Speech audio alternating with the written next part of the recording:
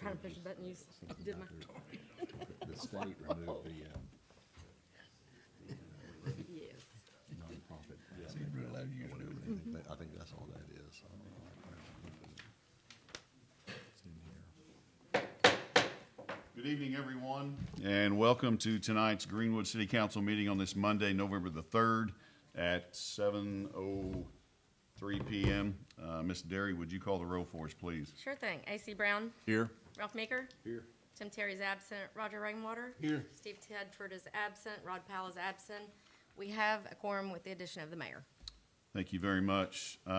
If you would all stand tonight, please, we will begin our meeting with the prayer led by Free Will Baptist. I was going to say chair. You're not the chair. You're the pastor. But you're probably the chair, too. Nick Freeman, followed by our Pledge of Allegiance by Chief Stuart Bryant. Let's pray together tonight. God, we are thankful that as we look around us and see the changing of the seasons, that we serve a God who never changes. We are thankful for you and for who you are and for the blessings that you have given to us. We're thankful for the blessing of salvation that you have given to us through your Son, Jesus. Lord, we're thankful for it tonight. Lord, I pray for our leaders that stand before me and are standing around me tonight. Pray, Lord, that you would give them wisdom from you tonight as they make decisions for our community. May you lift them up. May you encourage them. May you bless them. And may you bless our town. In Jesus' name, amen. Amen.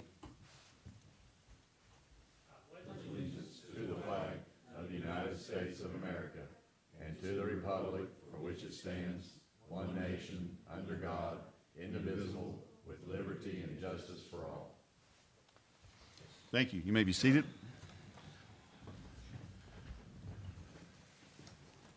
At this time, I would ask the council if they haven't or had an opportunity to take a look at the minutes from the, asking for approval of the October 6th regular city council meeting along with the October 15th special call city council meeting, October 29th special called city council meeting. Make a motion to accept them as written. Second. We have a motion and a second? Mr. Brown? Yes. Mr. Maker? Yes. Mayor Kinslow? Yes. Mr. Rainwater? Yes. It's unanimous. Thank you very much. Recognitions and acknowledgements tonight. We I want to congratulate the Greenwood Bulldogs. They're doing all right this year. 75th consecutive home win, so that's pretty amazing. Very, very cool for those guys and the team, and that happened on senior night, so even more special. Kane Archer, as always, he just keeps setting records. I don't even know what they all are now, but he's doing an amazing job along with the whole team. Also have a note that the Greenwood High School Band is going to state championships this Wednesday in Little Rock, and we wish them the best of luck. So, and I believe there was some really cool academic things happening too, but I don't have a list of that. So congratulations to all of our students. They do a wonderful job and make us proud. So with that, I will move on, and we recognize guests tonight. Thank you for being here. So and typically when you come in like this and we have you sing or dance or whatever it is you'd like to do, you guys get together and let me know. And okay, never mind. I know the guy on the end down there will do it without any issue, I know. So anyway, thank you for being here tonight. Committee reports. If there's something missing in your packet or on the tablet, let me know. Did we get everything in today, Ms. Charlotte? We just didn't get one from water wastewater. Water, That's it. wastewater, okay. That's I the didn't only get one from the senior citizen either. I didn't see one. It is on your tablet. Yeah, it should be on And tablet. I think Oh, I emailed it to you earlier. Okay. Mr. John Bailey's here. Do you want to give a report by any chance for the water sewer or not? And I know you're not prepared. Not really prepared to, but Okay. sure, I can give you a few highlights. Okay. Bypass, going.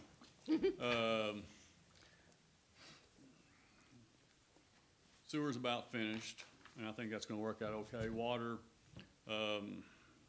Water's kinda going tough. I think there's so many little bits and pieces to it. Tim Posey thinks it's gonna work out okay. I've done this type of work before overseas, where you did a lot of minor changes, and when you start flipping things on, you get some surprises sometimes. So we'll see whether we get any surprises when we start flipping old lines off and new lines on.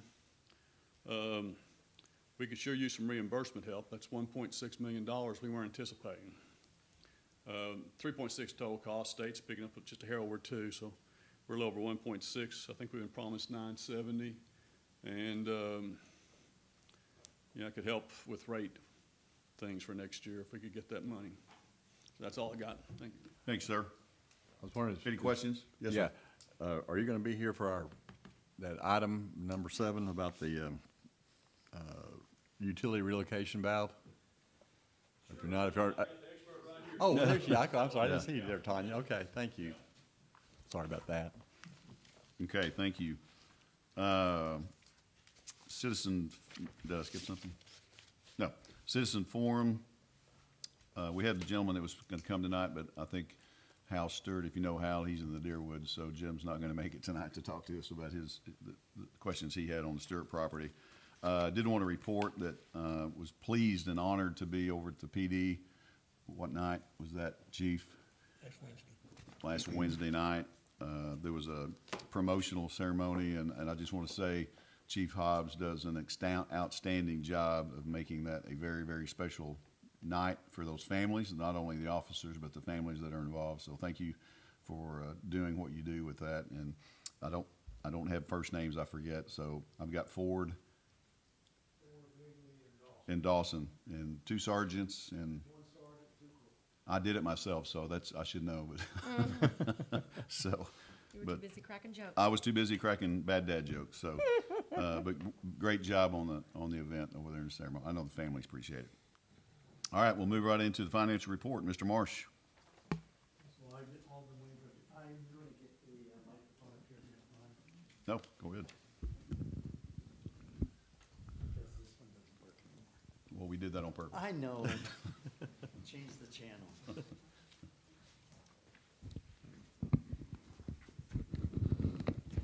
All right. Hopefully this will work. Okay, the first thing is the results from the city sales and use tax. The revenues for the same period changed down 5.10%. So we're down 5% from the previous October's collections or distribution to us. So our cumulative growth from 25 over 24 for the 10 months is 3.95% down. That's just a little bit of an increase from where our cumulative rate was last month. Our growth above or below the budget, we're down almost 7%, just slightly under 7% on the city sales and use tax side from the budget. 3.95% from being at our actually break even. We're down from previous year. The county sales and use tax revenues, they were actually up 6.61%. There's a little bit of a suggestion there. I'll get to it in a minute.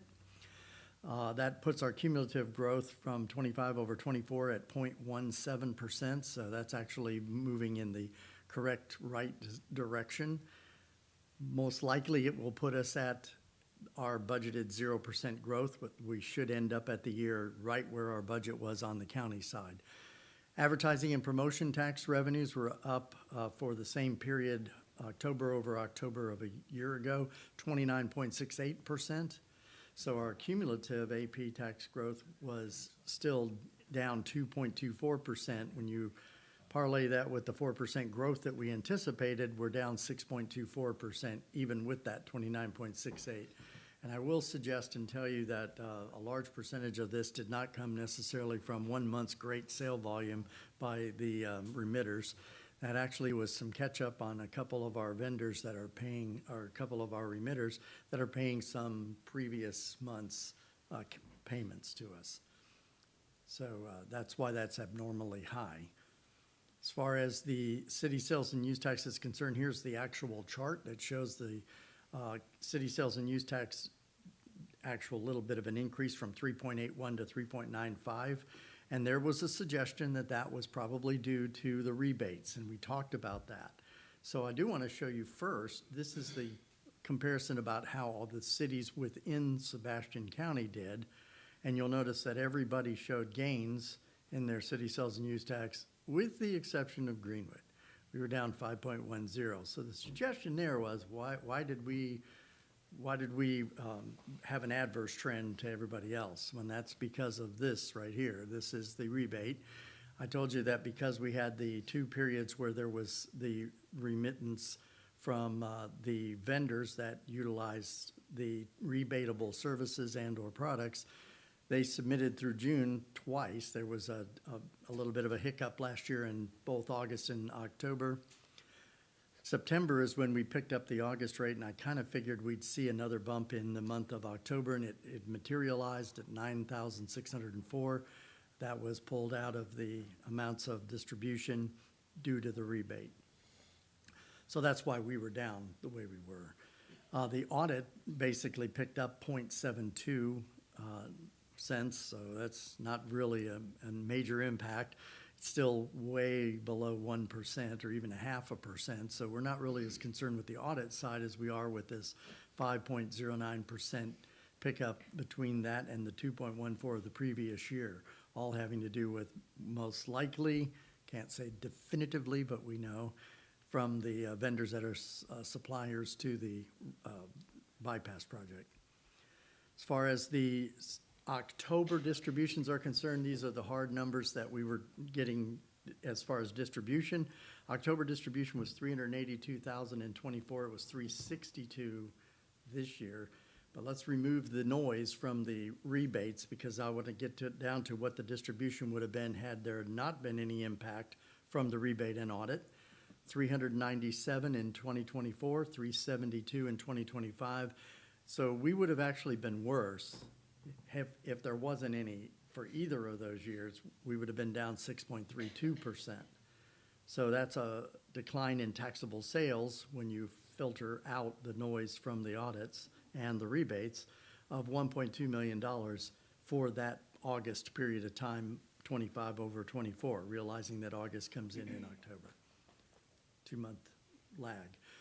So the distributions for the 10-month period for Greenwood, 2024 was, the distribution on a cash basis was $3,000,005 for the 10 months.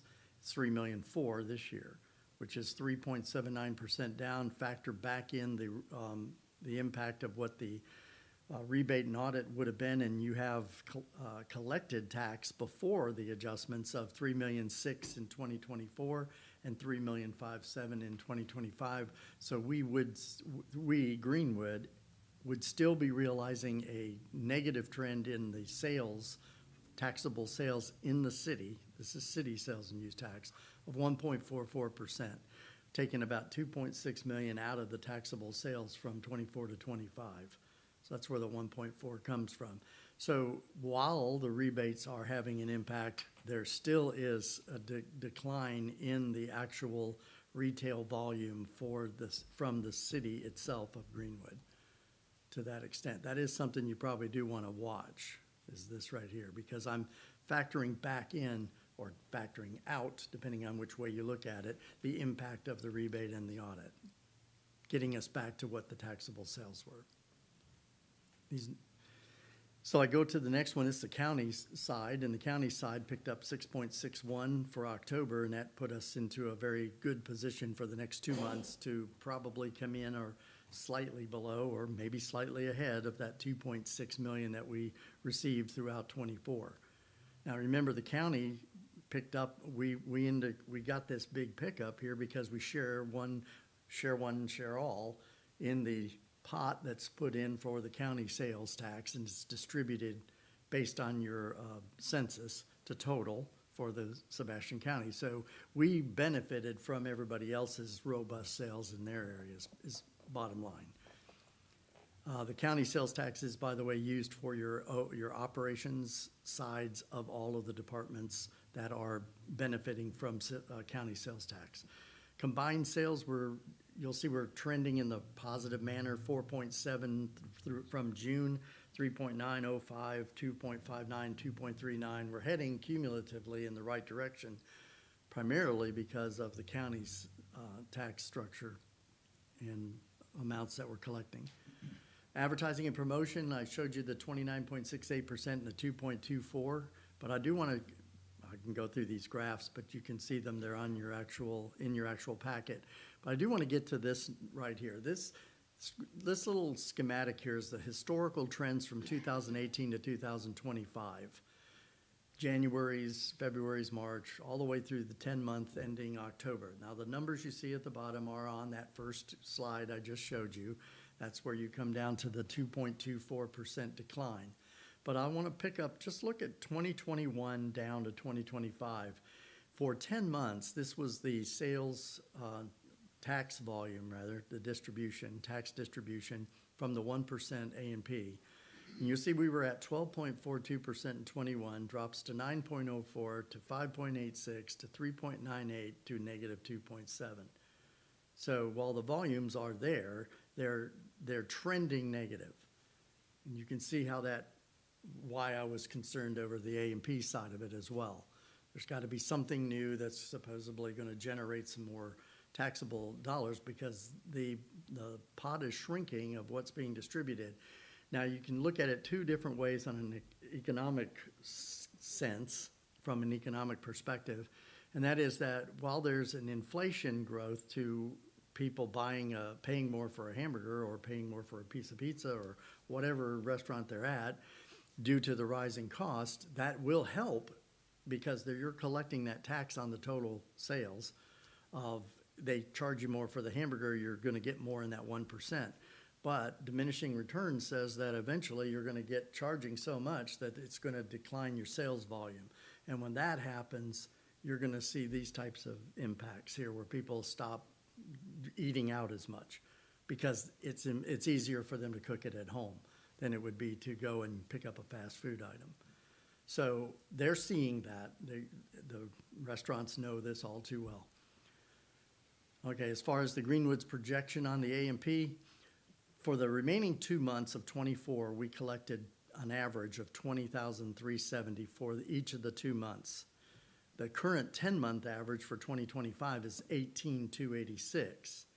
In order for us to meet this budget projection of $236,000 for the year, we'd have to achieve $27,000 for each of the next 2 months distribution from the remitters. Well, last year we only, for the last 2 months, collected 20, and we're only collecting 18 up till the last 2 months. I'm not seeing this happening. That's just my perspective. I'm sure you can see that too. The average collection needed to break even is $22,468. That's doable, but this number would have to be right here significantly higher. It would have to obtain this, and we'd have to average about 22.5 for each of the 2 months to just break even to our last year's collection amount. And then the cash flow, we started the year at $17,043,000. We had a lot of commitments and a lot of expenditures planned. The net decrease in cash for the month of October was $3,000,001. We spent, some projects are getting completed, and they're coming in at the budgeted cost. They're not over budget necessarily in all aspects. Most of that comes from water sewers work that they're doing on some improvements as well as the road project. Year-to-date net decrease in cash is $5,000,008. So our current all-in for the city funds $11,220,000. That is on your cash flow statements you do have on your tablets. The percent decrease for the fund balance in 25 so far is now 34.17%. This number, by the way, was budgeted to be significantly lower from water sewers committed monies, but I'm just giving you the overall high-level picture of where the funds are, not the individual breakout. As far as capital expense is concerned, this is what we just were talking about. The capital expense improvement budget for 25 year-to-date for all in the city was $15,000,008. We've spent $6,000,008 so far. Water is 4.1 of that, and that was a significant leap from the previous 2 months. So they have now achieved 37.72% of their budgeted projects that they have going on. This number will increase some more, and I believe they may actually, and they've said challenge accepted. I told them I would be happy if they reach 50% because that means we're making significant progress on some of these projects that have been going on for multiple years. So it's finally coming to fruition. As far as the general fund, general side is concerned, take out water sewer, all other departments budgeted of $5,000,000 in capital, and they've spent 2.7 or 55.52%. So these make up this 43.3. So there's significant progress being made, which is good to see. And we have 2 items on the agenda for later. I'll talk about COLA coming up in item 9 and contingency funding on item 10. Thank you, Tom. Any questions, comments? Moving on. So I was very pleased to see you guest, and then I skipped right over you. So my apologies to you. We'll go backwards here a little bit to the citizen forum. So I've got Mr. John Miller signed up to speak. If you would come up, sir, and for the record, name. We need a microphone. I know you don't. Yeah, just so we get you on the record. Name and address. And Physical address? yes, sir. Testing. John Miller, 2318 Shady Drive. I'm right at about a 4-iron outside the city limits. And I'm gonna stand over here. Good evening. First, I wanna thank you for allowing me time to speak to you, audience as well. My name is John Miller. I am running for sheriff of Sebastian County. I've been with the sheriff's department almost 25 years. I actually started my career at the Greenwood Police Department in 1997, along with one of my captains, Daryl Minor. So we're having a reminiscent night also. Yep. Joined the sheriff's department in 2001, worked various different divisions, worked my way up. In March, I was promoted to chief deputy. And one of the main questions people ask me is, why are you doing this? That's a simple question. I'm 50 years old. I still have kids to pay for, and I'm not done. Not by any stretch of the imagination. I love my career, I love my department, I love my community. And we're gonna take it to the next level if I have my way about it. I will not sit here and bore you to death. I know some of these speeches can get. I'll be more than happy to answer any questions you have. But I would appreciate your vote on March 3rd. Thank you. Appreciate you. The reason I wanted you to state your address, I didn't want you to be confused with the other John Miller. I don't know his address. Well, if you noticed, I'm on the west side, he's on the east side. Yes, sir. Yes, sir. They wouldn't want us right next to Right. each other. Thank you, guys. Thank you. Appreciate you being here. Thank you. Okay, next on our list is Mr. Kendall Bean.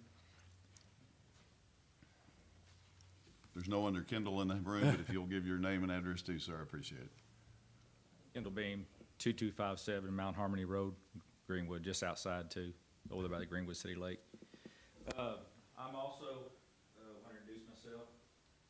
Some of you know me, some of you don't.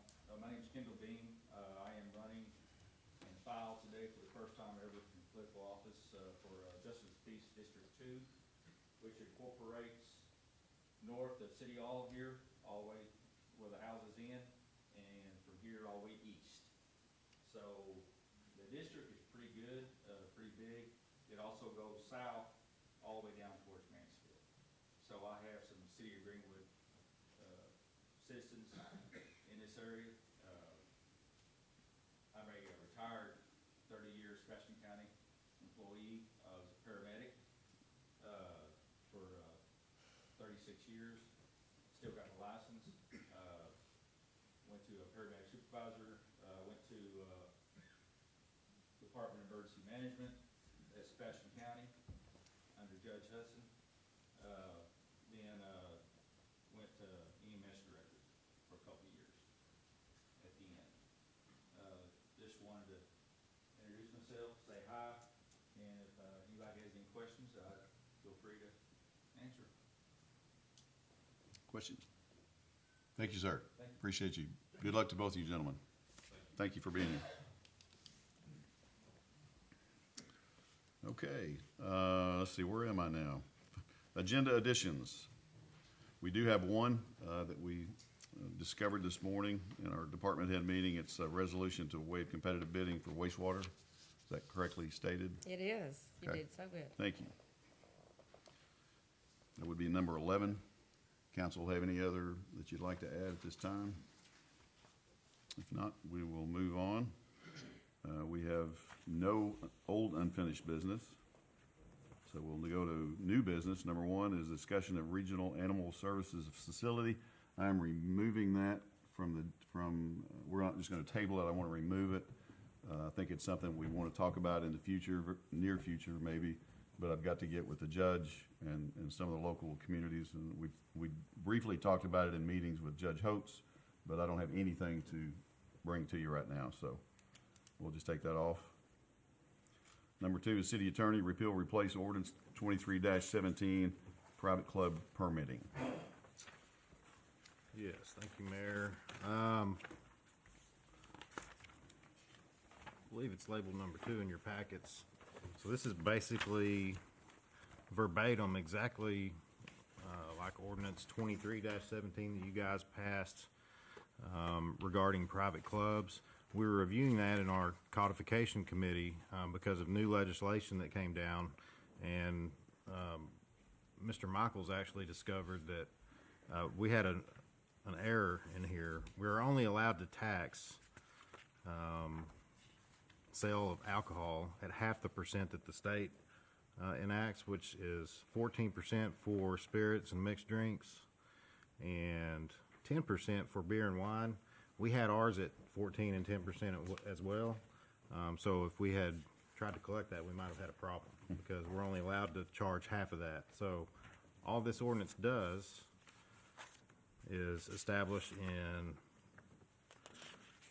section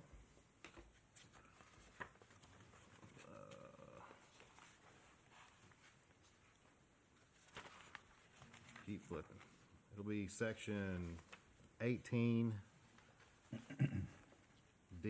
is where it talks about that. And so you'll see the changes in there, 5% and 7% rather than 10% and 14%. So that's what this ordinance is for, is to correct that mistake in 23-17. I have a copy of the existing ordinance on your tablets. If you want to compare, normally and I forgot all about saying this at the codification committee meeting, normally we take the existing one and like strike through so that the council sees what was there and what's taken out and what's added. Sure. So, Questions, council? and this is just for first reading, is that right, Travis? Or did you want emergency? Yeah, no, there's no emergency clause, I do not believe. I was thinking there was something that was addressed at the, I don't know if it was a change in it or whatever about them having to be a public or a Nonprofit. nonprofit, yeah, 501c. I'll let him. Yeah, so on that, Mr. Brown, I was gonna mention that as well. Act 762, which went into effect on August 5th, changed that statute quite a bit, actually. For-profit entities are allowed now to be private clubs, which would include business entities, individuals. It pretty much opens that opportunity up for for-profit entities. The legislative intent was to promote economic development, particularly in dry counties. And certain establishments that might not have qualified previously would now qualify, such as maybe a hotel or a large event facility. So that was the change. Our old ordinance didn't really talk about any of that, though. I see, But we okay. discovered this other problem when we were reviewing it. Okay. Any further questions or discussion? I make a motion that we adopt the ordinance by title only, first reading. Second. Have a motion and a second. Adopt. Put it on first reading by title only. Yes. Mr. Brown? Yes. Mr. Meeker? Mayor Kinslow? Yes. Mr. Rainwater? Yes. It's unanimous. An ordinance repealing and replacing ordinance number 23-17, establishing a permitting process and privilege permit for selling or dispensing any controlled beverage within a private club within the city of Greenwood by businesses licensed by the state as a private club to sell alcoholic beverages, levying permit fees and a city supplemental tax of 5% of beer, wine, and 7% of mixed drinks upon the annual gross receipts which are derived therefrom, repealing any ordinances in conflict therewith, establishing penalties for the violation of these provisions, and for other purposes. Thank you. Moving on, and I can't read tonight. Number 3 is City Clerk Treasurer, confirmation of term renewals for the Parks Commission. Yeah, just a couple of members are re-upping. They've agreed to serve another term on the Parks Commission. And that is Brandon Tate and Bobby Price. So we are asking, the Parks Commission voted to keep them on, so we're just asking for confirmation as the ordinance states required. I make that motion? Second. Motion is second? Mr. Brown? Yes. Mr. Meeker? Yes. Mayor Kinslow? Yes. Mr. Rainwater? Yes. It's unanimous. Thank you. Number 4 is planning, basically the same, confirmation of term renewals for the Planning Commission. And that's Brandon Canclini and John Obermark, both serving again on there. Mr. Bell, do you want to speak to that? Just asking for the approval of the confirmation of the extension of their terms. Like Mr. Erie said, it's Brandon Canclini and John Overmark. They've served their first term and would like to continue on. Make that motion. Second? Have a motion and a second? Mr. Brown? Yes. Mr. Meeker? Yes. Mayor Kinslow? Yes. Mr. Rainwater? Thank you. It's unanimous. Thank you, Mr. Bell. Number 5 is City Attorney, resolution adopting citywide AI policy. So what this is another requirement by new legislation that was passed in the last legislative session at the state level, requiring all municipalities to adopt a policy for the use of artificial intelligence. This is basically modeled after guidance sent down from the municipal league, excuse me. So it's pretty basic, and we went through this in committee and tried to tailor it to our needs at Greenwood. And so this is the result of that effort.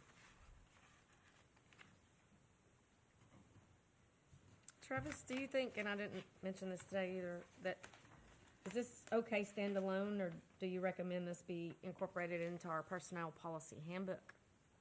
What do you think?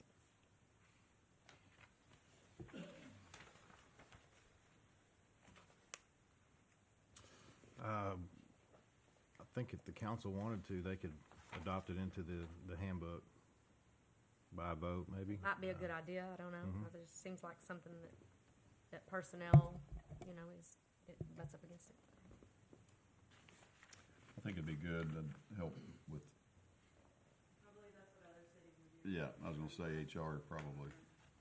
Yeah. So I guess if the vote If it goes, states, yeah. go ahead and state that be incorporated into that, we'll make it happen.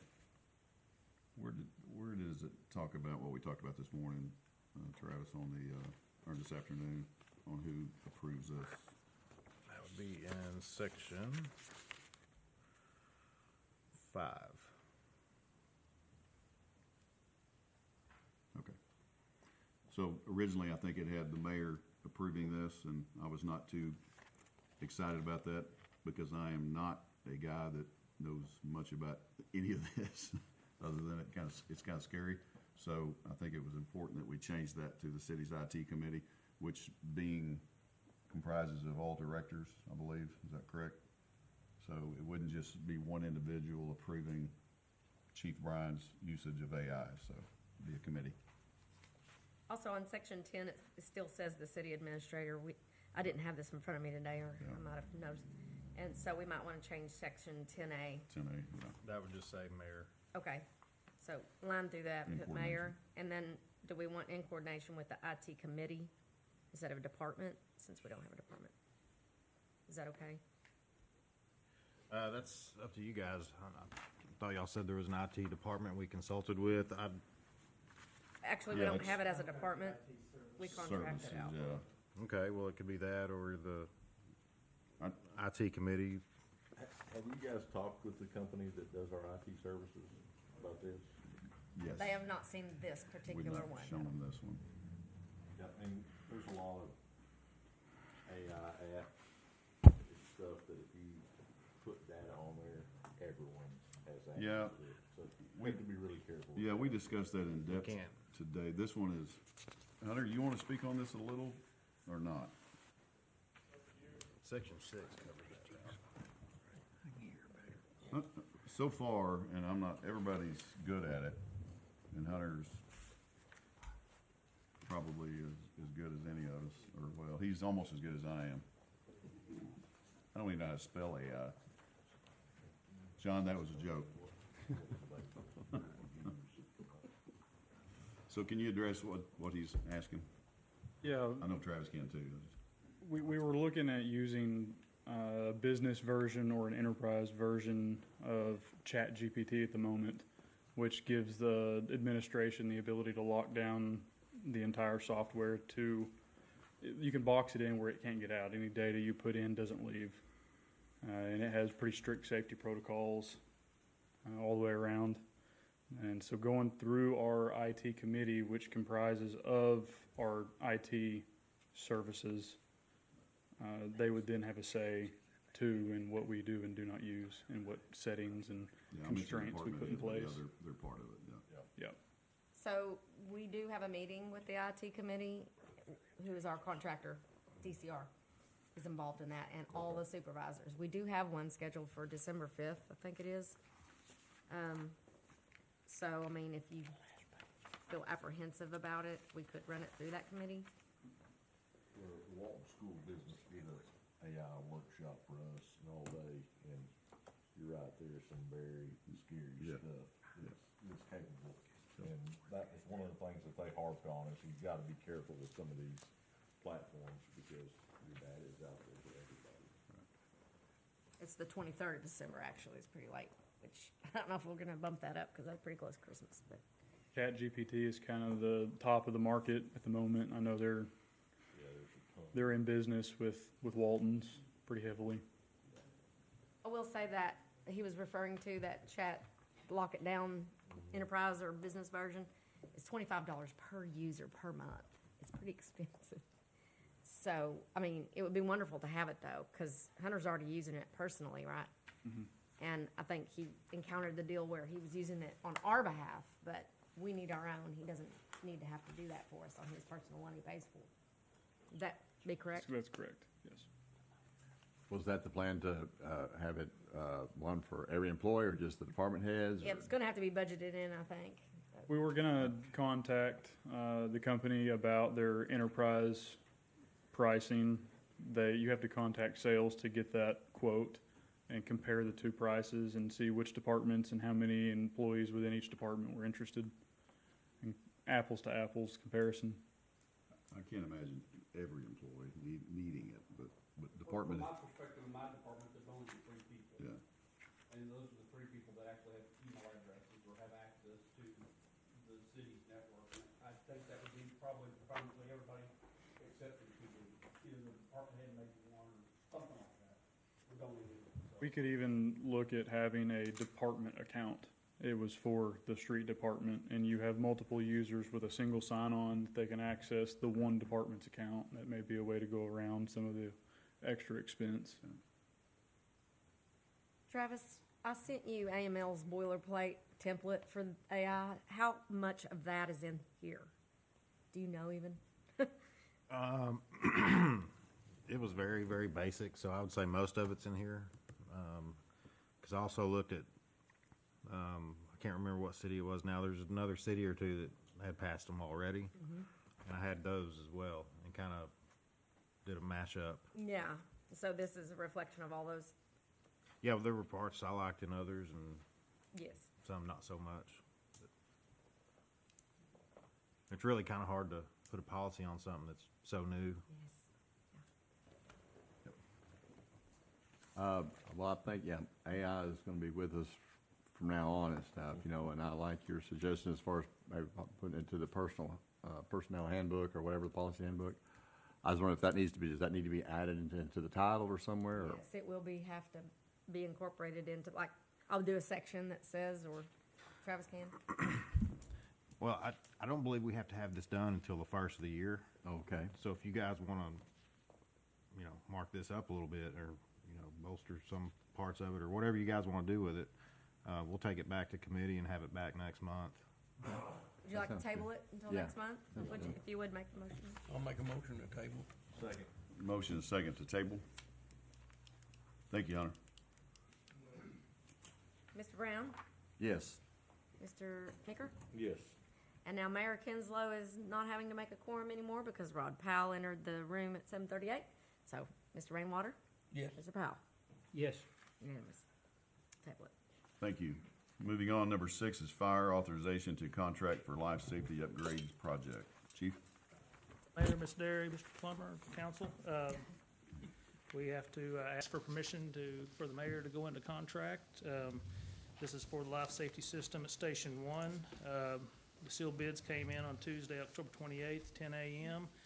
The lowest bid was by VSC Fire at $160,805.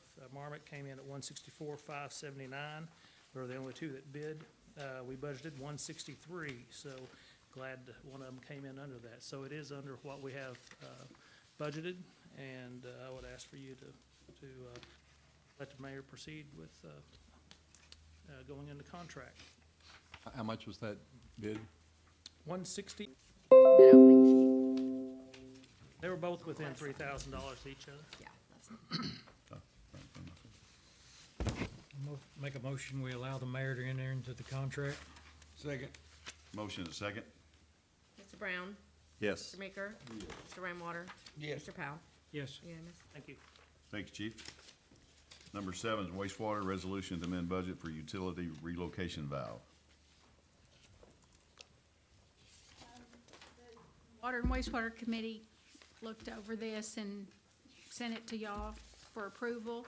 But on the bypass, we have a 12 and 16-inch force main coming from the main lift station to the wastewater plant. We cannot cut over the new section of the 16-inch unless we put a valve in. And that was not foreseen until just this past few weeks. So the only way you can do that without having sanitary sewer overflow is called an insertion valve, where they can put it in live line. And there's only 2 companies that even make it for that size, and we're pursuing one of them that's the least expensive at $37,000. But it was recommended we put up to 60, because that company, we've got to flesh the details out with them and make sure they understand where it's at and they can do it. And the other estimate we got from a local contractor was $58,000, but he came to the site, saw everything he would have to do, and that's kind of a turnkey, but we're gonna try to do it for the $37,000. So we need y'all to amend the budget so we can pursue that, because time is of the essence, because they cannot cut this line over and move forward with the rest of that project until that's done. So I didn't have enough in my normal budget, and it was unforeseen. If you have any questions, I know that was but the Water and Wastewater Committee. Well, I guess while you're here, Yeah, is that in you would- conjunction with the other one that's going on too? I'm sorry. The addition? Well, and so today, after Charlotte wasn't at that committee meeting, and we didn't realize we'd need an emergency clause, right, to not have to bid it out? A waiver of bid. A yeah. waiver, and so that's what it is in connection with that. So it was we just realized today we're gonna need that as well, amendment of the budget and then a waiver. We're just covering our tracks on that, because there may be a statute that when something is time-sensitive like this with utilities, water and sewer, we may not need it, but we'll be safe. There's no problem with it. I'll make a motion, we approve the resolution amending the budget. Second. We have a motion and a second. Mr. Brown? Yes. Mr. Meeker? Yes. Mr. Rainwater? Yes. Mr. Powell? Yes. Unanimous. Thank you, ma'am. Appreciate it. I think so. Sure. Yeah. Yeah, Yeah. absolutely. Number 11 is the resolution to waive competitive bidding. Like I said, time is of the essence, and there's only 2 companies that make this type of valve, and so we're kind of limited, and time is of the essence. And I guess, and y'all were saying that kind of helps you isolate one pipe or whatever over the other one? Yeah, well, if we cut into this pipe without any kind of valve, we're gonna have sanitary sewer overflow. And, I mean, we've tried to look at how we could pump it away from there. Where it's located, we really can't. They've cut that line before at a higher elevation, and there wasn't any backflow, but where it's at, if we cut into it without a valve to shut off the flow, we're gonna have sewer on the ground. And I'm supposed to keep sewer off the ground, so. So we've moved 11 up, correct? Yes, yeah, we're on 11 I now. make a motion, we approve the resolution waiving Second. competitive bidding on the emergency utility location. Second. We have a motion and a second. Just for kicks, where is that located? No, you're fine. Well, you know, where the bypass is, they put those two encasements under. Right. So the new lines are under there, but now they've got to tie into the old lines. Okay. And where we're gonna put the valve is closer to the wastewater plant, where there is a valve on the 12-inch. Okay. But there's not on the 16, and so it'll help us now and in the future, because we ever have problems with that line, we have no really way to shut it down. And, you know, we can put it over to the other line, but the backflow, there's just no way to shut it down. So it's definitely a capital improvement, Okay. but it's needed right now. So is it gonna be on the south side of the bypass? No, on the east, you know, here's the plant, here's north. It'll be very close to the plant, just on the other side of the plant, about 300 feet from the ponds. Oh, okay. On the other side of the trees. So it is out in the field, and that's why this first company, we want to make sure they understand it's not right off a road. They're gonna have to go out into a field, but that's where it's the best location for it. How old is that line? Pretty old. Is this the 16-inch? Yeah. I think I just put in when we put that new lift station in, 04? something like that, 15, 20 years ago. That was my Engineer- first year on the yeah. council. Yeah, the engineer thought when we had done the upgrades to the lift station that we had cut that line, but we did closer to the lifts. You know, there wasn't gonna be a backflow issue, but where it's at, and we have to put it past, you know, where it won't backflow from the plant. So it has to be from where the new line is and the plant. There's only just otherwise it won't help us. Cause we can shut it down at the lift station, but we can't stop backflow from the wastewater plant. Right. It's connected to a 24-inch that's also connected to the 12, and you can't shut down the 24, so. And I was just asking on the age, because that is an engineered project. That was engineered by Randy Coleman. Nobody can believe there's not a way to shut that down. I know that, just in the future, it would, if I looked at it, I wouldn't catch it. But if y'all could look at it with the mindset of proper planning, because it's expensive to go back and do things like this. Yeah, and I mean, that was the first thing, hey, we need to shut this down, how are we gonna do it? And so Where's the valve? we started really looking at it, and we thought, well, if we do that, we're gonna have to, there't only way is really with the valve, so. If that was 04, that was in Gary Campbell's administration, and Coleman, Mickle Wagner Coleman had done it. I needed to ask how close it was to the plant, because it always takes me back to your predecessor, Greg Cross, who doesn't love Greg Cross. But Greg told me one time when we got this going, he said, you know, Mayor, that's not gonna happen in our lifetime. And the next day, RDOT was out there sticking flags right in front of his building, and he goes, well, I guess it is, so. But other methods beside a valve are gonna cost way more. I mean, and really, we couldn't figure it out without putting a valve. So this is an insertion valve that's done live. So. Okay. Thank you. Thank you, ma'am. Thank you. I think we need to vote. Yes. Yep. There's a motion and a second. And Mr. Brown? Yes. Mr. Meeker? Yes. Mr. Rainwater? Yes. Mr. Powell? Yes. Unanimous. Thank you.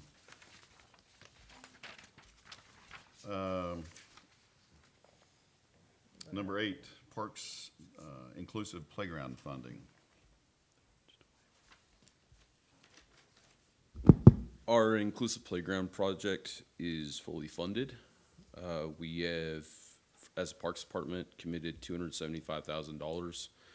And between the Parks Department and our local new nonprofit that was created with basically moms in the community, they've raised almost $500,000 for the project. That's one of these. So it's a couple of years, but we made it. But we've got one last hurdle that we have to jump over. Farmers Make has committed $100,000 to us, but they do it $10,000 a year. I'm not quite liquid enough in the Parks Department to pony up $100,000. So I was hoping that the general fund might be able to put forth $100,000 to be paid back over 10-year time. Or could, general funds are kind of tight, could you borrow from Farmers Bank $100,000 I'm sure you'd love that. and pay the interest on it I don't think he would have a out of problem. your fund? Or where are we at on general, I mean, where would we get this out of general fund? The general fund.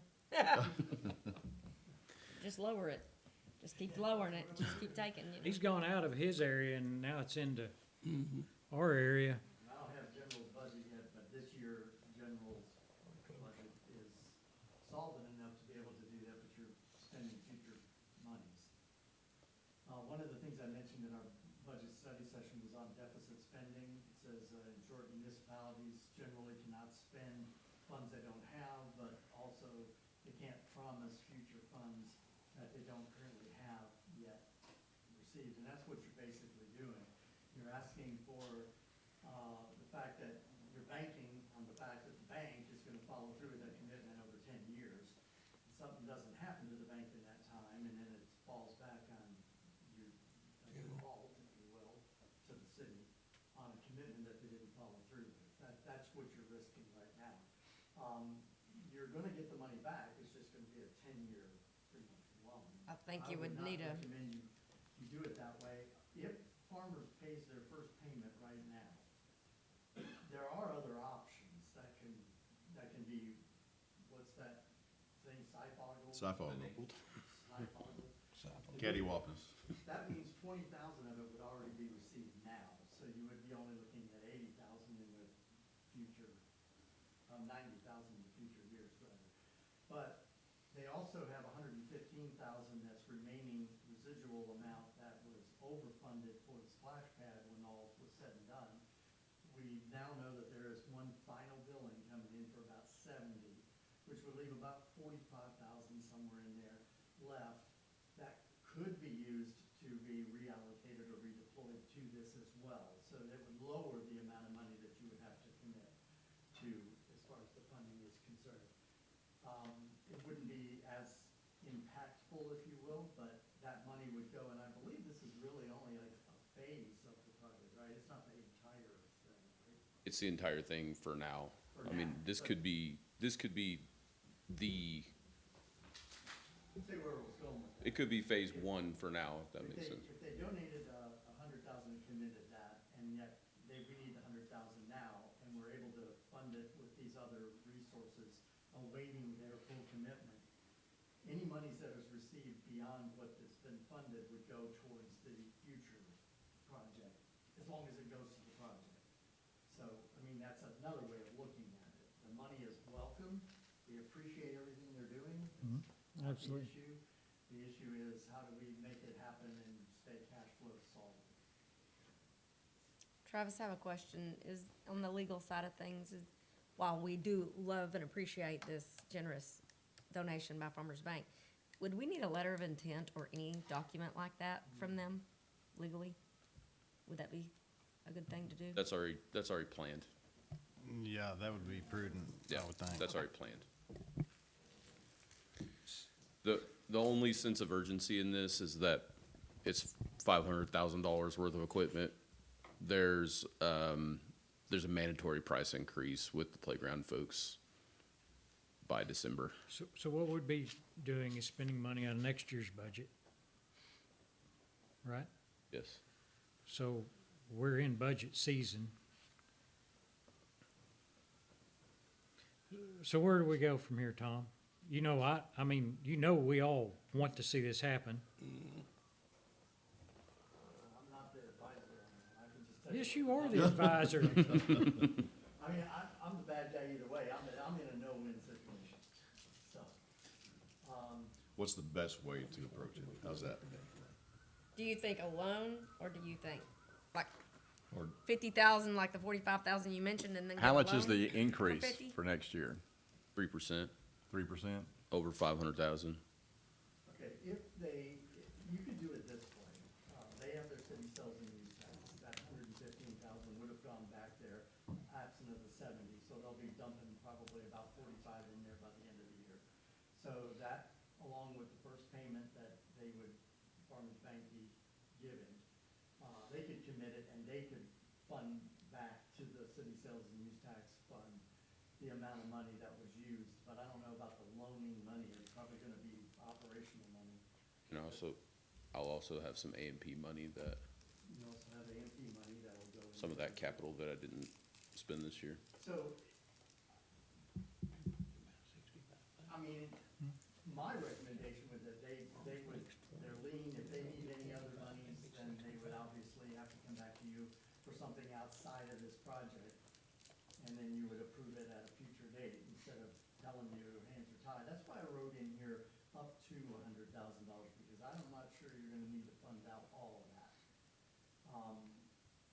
It is a park project, it is a city amenity for the citizens here, it's something very good for, as you know, the moms raised quite a bit of money on So- the actual project. Can you not break up the purchase into parts, like say, do half of it now or whatever, half of it next year, or whatever you have, you know, available for this year, and then do the rest in '26? This is phase one, so essentially this is half of it.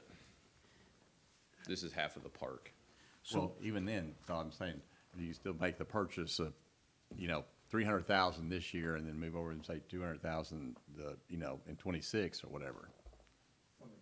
I would Yeah, still from the have, equipment's perspective. it wouldn't change the 10-year, it wouldn't change the 10-year. Well, no, it wouldn't change the 10-year, but I mean, you know, you're saying, that to me, the urgency is, say, because of the price increase, the 3% price increase. And so I'm just saying, you know, if it's, that minimizes the 3% price increase by saying, well, we're gonna do what we can this year, and then, you know, because like I said, at the time, it may not be, you know, may be able to get, I mean, so you have 400,000 right now? Just shy of 500. Just shy of 500. But that includes the farmer's 100,000. The- It's not fully Yeah. funded, it'll be fully funded in 10 years. Right. But you have 400,000 right now, or just shy of 400 right now, yeah. Is the Parks Committee, commission passed this yet? Sorry? Is the Parks Committee passed this yet? Have they passed it? Yeah. Absolutely. Okay. It's been in our budget for 2 years now. They don't know about this. They haven't, like, They do know voted about on this. We talked about it in the last meeting. Yeah. Yeah. That's weird. I don't have it. So I mean, that's what I would look at, is trying to spend the 400,000 this year, and then look at, you know, how we can, you know, add on to the rest of it, you know, the following year, or therefore, I mean, you'd have, to me, 4/5 of the equipment to, be, because that doesn't include the labor cost or whatever of getting it all out there, right? 500,000 is all in. It's all in? So Tom, you wrote this. It's just a question, huh? To write that. You what? I wrote that because it was requested to write. Okay, sure, on his sure. behalf. Okay, so, I love this fact that they raised almost $500,000 and they just need a little bit of help from us. That's great. It makes your money go a long way, kind of like a grant or something. So if we adopt this resolution, some of these details will have to be figured out during budget. Correct. Correct. It's a give and take. So, Something's gonna probably have to be given up on the unrestricted general fund Right. side, yes. so, I mean, I'm for it. I just don't, we know we're at this period in time where we keep talking about city sales and use tax. What if there's no city sales and use tax at the end of next year? Right. And of course, and then we've kind of got this bit of a debt we just incurred. Boy, the city of Greenwood in charge is a bad place to be at that moment. And you were showing us some doomsday stuff last time. And, which has been giving me nightmares all month, so. Can I say, this is, for some reason, is not on record, like if you were to look at the minutes for the Parks Commission, they have not voted on this. I talked about it in my director's report last meeting. Yeah, it's not listed in that either, which I list You those just bullet- out. You just bullet pointed You those said out. 98% funded, though, that is in there. I did say that. But I'm just saying all you did- All you specifically- did in my director's report was bullet those points out. You weren't specific on those. That's fine. I'm just saying the Parks Commission has not voted on this. I just want the record to show They and haven't know. voted, but they are aware. They understand that we need $100,000 from Farmers Bank over 10 years. That was explained to them in detail in our last meeting. No, it was not like this. This is the first I've seen it, and I was there at the last meeting, so I'm just saying. I want it to happen. I'll pull up the recording tomorrow. I would make a motion to adopt the resolution pending Parks Commission approval Understood. on Yeah. this resolution. Yeah, that's exactly what I would want to. So I know that, because they're in charge. Absolutely. I mean, this additional help they need has come over in our area, but that's my motion. I make a motion we adopt the resolution pending Parks Commission approval. I'll second that. Well, I'd really like to see, again, kind of a breakdown. I mean, what equipment would you be foregoing? You know, it seemed like you said you had 400,000. To me, that's, 80% of the project. I mean, what equipment that you could, kind of push off and add to, next year or the year after, and still complement, what you're doing, with the 400,000, getting that all installed. This is the pushed off version of the park. The what now? This is the pushed off version of the park. Right. This is the version of the park with the extra parts pushed over, like you just said. This is half of the original park that we had. Right, but I mean, there's components of the thing, right? I mean, it's just not all one big fabricated, There's right? one main play structure and some swing sets. I would like to see the Parks Commission discuss this. But in the meantime, like the $45,000, I'd like to think about other places other than the general fund, we might be able to get that money. Let me make one other statement. That not-for-profit group that's raising monies, that's not gonna stop just because they're gonna continue to raise money. So they're, depending on how aggressive they get over the next couple of years, you might be funded quicker, is what I'm trying to say. And I was thinking, along your lines, and I was thinking about the momentum. There seems to be some momentum at this moment in time. Now, Farmers Bank's jumped in, and I hate to be the guy that just throws in the monkey wrench and stops that momentum, if it can kind of be pushed on forward. Which is where you were. What's the cost of the playground equipment itself? I mean, that's what the 3%, that's what the 3% were. Yeah, can I take a look? Yeah. That's a good point there too,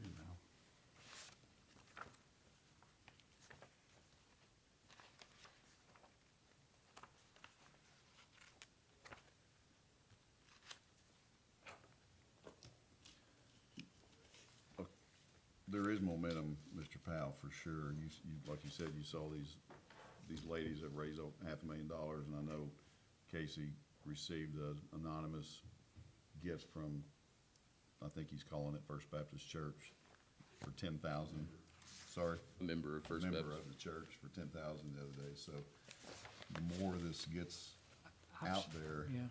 people are acknowledging it. And I've seen them, they're always at the A&P Commission because we've kind of made a policy to let them have the leftovers. Yeah. So they're always scraping for the leftovers. And as I don't have, Danielle, I do not have ready for Mr. Marsh the general budget, but we're close. So I can't say there's X amount of dollars ready for that, but there should be. I mean, I don't think it's gonna. The equipment itself is around $200,000. So we have the money for that now. Absolutely. So I mean, if push come to shove, we could purchase the equipment before the December date to save ourselves that 3%. It's just a matter of paying for the project as a whole. Right. Yeah. And when do you plan on starting the project? As soon as the ink's dry on the budget, So you're gonna try to start in December? January. 31st.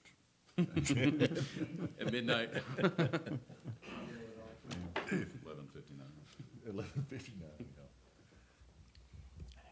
I'm thinking, I mean, kudos for, the progress y'all made so far and stuff, but I just think that, if there's an urgency, then the urgency should be, we do what we can, and you say, you wisely spend the 400,000 that you've got. And I think that would definitely, to me, make a big push to show everybody, hey, this is, this is what we're doing, look at what we've accomplished so far. And I think that would, just like you said, it caused, y'all saw the momentum going, and Farmers Bank stepped up, and it might cause, once people see actually stuff being done, cause others to step up and stuff. But, I think, like you said, it's great that y'all have done what y'all have done, and I just said, kind of in the spirit of just, budget constraints on our part, that, I would just say, give yourself a big pat on the back and let's go forward with the money at hand and start with that.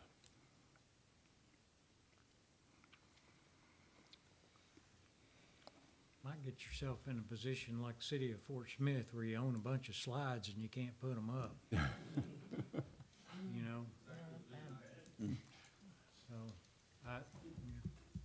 Well, we have a motion and a I know second. we're kind of in a spot like this, back in the original park, we had enough money to buy the playground equipment, so we bought the playground equipment, and then my company and Mike McAllister's company and Mark and Young's company, we put it up. All the dirt was Donnie supplied Smith. by Michael Johnson, Foy Brown, they don't like each other. Donnie Smith. And Donnie Smith, and I think Eric Goodwin, and there was a bunch of guys out there hauling. And I know that Johnson Construction went out there and used their roller and packed it. But all that was done in a week, and we all did it for free to get the parks system off the ground. And there is a picture that we have out there somewhere where we're all out there smiling and tired. But So we could reenact that. There you go. I'm still tired. So what's the wishes of the council? Well, we have a motion and a second Oh, on we there, do? pending Parks Commission approval. Oh. And that means a vote, right, of the Parks Commission. Okay. Okay. Well, I would just like to, wait until we have a vote on the Parks Commission before we really kind of commit anything. I'd like to see a Well, we vote have on that. We have a motion and a second to pass it with Okay. with that. I mean, is there obviously more you gotta vote. discussion, or, Yeah, if you wanna discuss more, that's fine. I know where you're I going. say, all right, I vote no. okay, Mr. Meeker, No. Mr. Rainwater, Yes. Mr. Powell? Yes. It fails for lack of a majority. Thank you, Mr. Craig. Casey, you think you come back next month with it, with a approval from parks and stuff? Oh, is that right?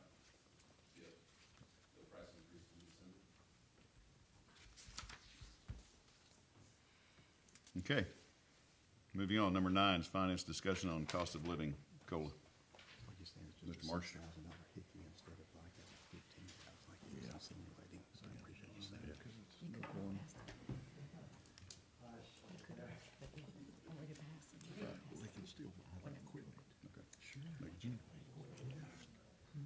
That's just 100,000, that's just 100,000. So you don't have to fill out that.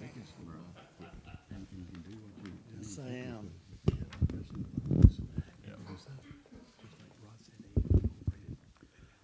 Okay, the national COLA came in at 2.8%. That's the cost of living increase that was instituted. We just got the word of that at the end of October. Living cost in Arkansas is 11% lower than the United States national average, so that would put the Arkansas COLA at 2.5. Fort Smith COLA is 13% lower than the national average, so that puts them at 2.4, and Greenwood, or 2.44, and Greenwood is at 13.3, lower than the national average, which puts us at 2.43 if you were looking at Greenwood. And you look at your workforce and where people are living that work in the city of Greenwood, a lot of them don't live in the city of Greenwood. They live, some in Oklahoma, some in Fort Smith, some in Lavaca, some in various places other than in the city of Greenwood, and historically you've been using the Arkansas COLA. I'm just giving you the numbers here, and I will show you the financial impact right now.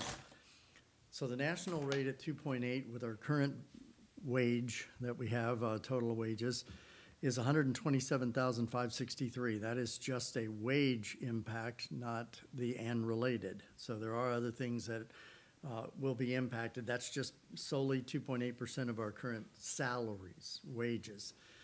Arkansas rate at 2.5 is $113,896 impact to the budget. Fort Smith would be, if adopting that was 111, that's not really relative, and Greenwood would be 110,707. So it's a $3,000 difference between Greenwood and Arkansas's rate. That would be in the Arkansas rate, what it would be to make the employees whole based on the rate of inflation. I also gave you the numbers for what it would be scaled down in quarter increments down to 1%. So you can just see what those numbers are and what it does. This number between the 110 and 113, as I mentioned, is really immaterial as far as the overall impact from just the wage perspective. As far as the way it's budgeted, I want you to see on this bottom slide from 2021 to 2026, when we first started doing COLAs, 1.3, 5.9, 6.74, 2.90, 2.30, and now this would be estimated to be at 2.50. Right now, we are putting in the 2.80, $2.80, national, or 2.8%, not cents, 2.8% has been inputted into the budgets, so it will move the max on the actual salary scales. So that is already inputted there. Now, that doesn't have any impact in what's actually paid out. That's just so it creates the room based on inflation for your max range for the salary scale, and that is by your design. The only thing that hasn't been input is what you are considering for budget purposes for the COLA for the upcoming year. And that is something that would be distributed to all employees within the city. And one retiree, or one retiree, I think. Elected official retiree. Two. Linda's still alive and Well, only one gets the COLA, though, I think. Wilma, yeah. Because her ordinance says. Yes, the other one statute doesn't. wasn't in there, or Linda didn't pick it or something. Right.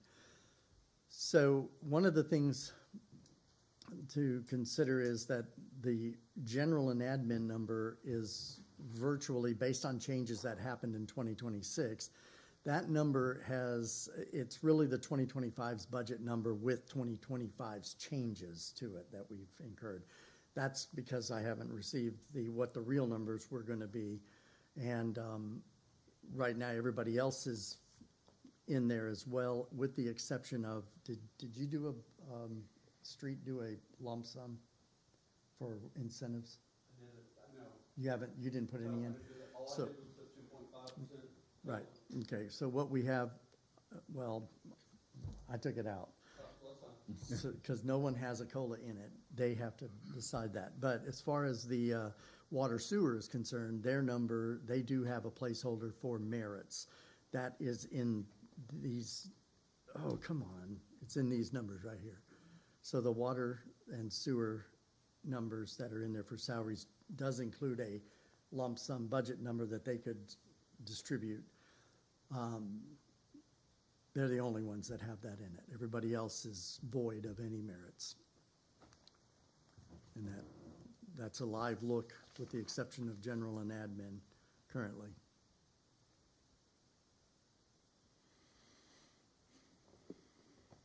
Well, I like the Fort Smith COLA, just in the spirit of kind of where we are with the budget and things are, it's not much of an increase over last year's 2.3, but, it's something of an increase, but it's still something I think that we can handle in the budget process. We've been doing the Arkansas rate several years now, and I mean, that to me is immaterial between the Fort Smith and the Arkansas rate. I would just say, for the sake of consistency, that we just stay with the Arkansas rate. how do you calculate Greenwood's? I don't calculate them, it's calculated for me. There's a publication out there that shows what the cost of living is comparatively between cities.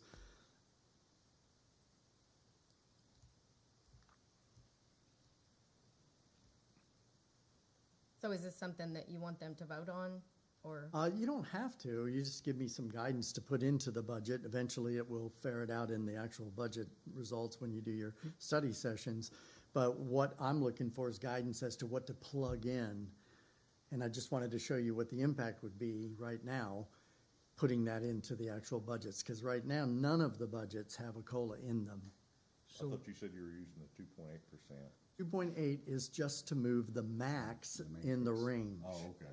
It doesn't actually impact what you're paying. Right. You have to tell me what number to put in to pay them, because you can give them 2.8 if you want, or you can give them anything less. That's your prerogative. Tom, didn't they do the state move those ranges by the state last year instead of the national? It's always the national.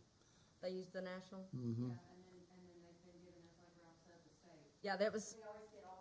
Yeah, it was supposed to be the national, but for some reason I'm thinking they picked the lower number now.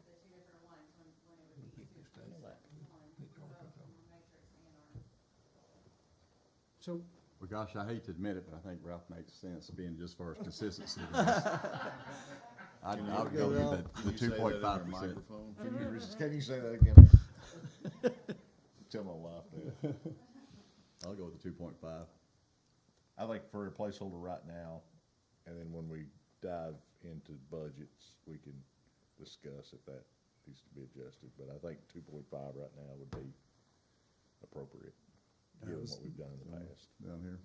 well, I have a tendency to agree with them, but I was wondering if, as we're going through the budget, can we just not plug in raises as we go? Let's just go in on individual budgets, determine needs and wants, and get rid of wants, and at the end, go in and look deeper at merit raises and COLA and see exactly what we can do? Or do you need to do that? Do you need to plug that in as we go? Or you just need to plug I'll do it however you want it I would presented. rather all raises, all the conversation and COLA and merit raises be at the very end. And let's go through and get all of our needs out of the way. And then it may be that, you know, that 1/4% might make a difference in somebody being able to get something they're needing very bad and us stay solvent. But that's just my opinion. I've always thought that, though. For 20 years, I wish the raises were moved to the end, because it's always been a fight every time sewer and water comes up. You know, they're mad because sewer and water, commissions want to give a raise, and the street department's not getting a raise. And it seems like that most of our time is wrapped up in these raises. So I would like to see it moved to the end, but we had never done it, but I've always wished we would. But I would like to see it moved to the end of the budgeting process. I think that's a good idea, and I've made comments today in the department head meeting, and for whatever it's worth, I realize there's commissions. I'm gonna have a hard time, and I fight for raises every year. Employees know that, COLA, merit, anything we can get to them. I always think the COLA should be automatic, in my opinion, is because it's what I like to call milk money, or catching up money, or keeping up money. So I think that should be, and I know it's your choice. You don't have to give a COLA. In fact, we went a few years without COLA or merit, and I appreciate the circumstances that took place in. But I will say this out loud, because I didn't want to say it just in department head. I want my opinion of presenting you a budget this year, if indeed you're willing to, at the end of the day, if you're willing to consider merit and COLA, good for our employees, because we don't run the city without our employees, and I don't get into a big, long political speech about that. You all are aware of that. But again, I know how this works, but also would have a hard time with any department receiving merit raises without the whole city receiving merit raises. That is a killer of morale to no end. So, and I said this morning, I'll say it now too. I understand that the water sewer, for instance, make money, but we're all in this together, and so that's my 2 cents on that. We'll talk about it later at the end of the day, in budget times. So I can look at Jeff guys and say, hey, if you wanna work for the water sewer, go apply. You know, if that's something you wanna go for. But that's just my personal opinion about some departments getting a merit and some not. That's hard to deal with when you're employed, so. Well, I concur with Ben, Mayor and Rod, that I think we should just wait and put those, the COLAs and the I raises. really want you to say that into my. Yes, I concur with the mayor and Rod. You know, just wait to the end, because I think it's really, especially it just seems like all this year, we've just been facing kind of a budget crunch, and just see how it all falls out with the needs of the city. And, and I know, yes, COLAs and raises are needs as well, but we really should factor those in after we see the bottom line, I think. Would you be okay with Tom maybe not plugging in, but at least having the thought of if you were to give a consider COLA, it would be 250? Yeah, that's Is what I that was. fair enough? Yeah. For your I think that's benefit? fair. Yeah, that's fair. And I- Arkansas COLA, Not a vote, just, Yeah. Arkansas. just so you can see that number and all. yeah. Right, that's what I mean. Also, on the salary matrix, is it okay for us to go ahead and Oh, sure, I think redo salary it with the matrix could do 2.8? this. Yeah. You know, okay. I thought that was automatic. No, I mean, we have to do it. Okay. It's automatic. It's automatic right She there. automatically does it. Charlemagne. Okay, I do want to give you a little bit more heartburn, just something to think about, mull over between now. The average merit increases that have happened over this time, at least from '23 on, some departments higher, some departments lower, as you know, is 4.5% to 5%. That's the merit side from the salary perspective. So that would be basically equating to our current budgeted amount in wages to about $250,000 just for merits. And then you look, if past history holds true, then you look at the COLA, that's 113,000, that would be an impact right there from both being issued of $363,000 on the wage side. That's merit for all employees? That's merit That's for what all you're- employees, that's all departments, all employees average. What was that first, the second number, I'm sorry? 113 for the, That's the COLA impact. what was the merit? That's not the merit, that's just COLA. What is The merit is $250,000 rounded. thank you. So you're about 363,000. So no merits would mean you'd save $250,000. Those numbers,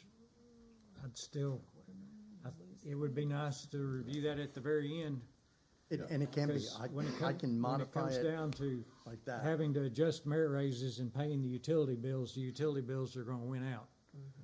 And we're gonna approve the utility bills as we quickly go through the budget. This is what we have to approve, and then we can have that. Even now, it's turned into a long discussion. Instead of every department having this discussion, let's just do it all at the end. All raises. And I think COLA is gonna be an automatic deal. I mean, cost of living is higher, and we want people to at least be making next year what they were making this year. Their dollar go just as far. But still, I think all that should be held at the end. But that's just me.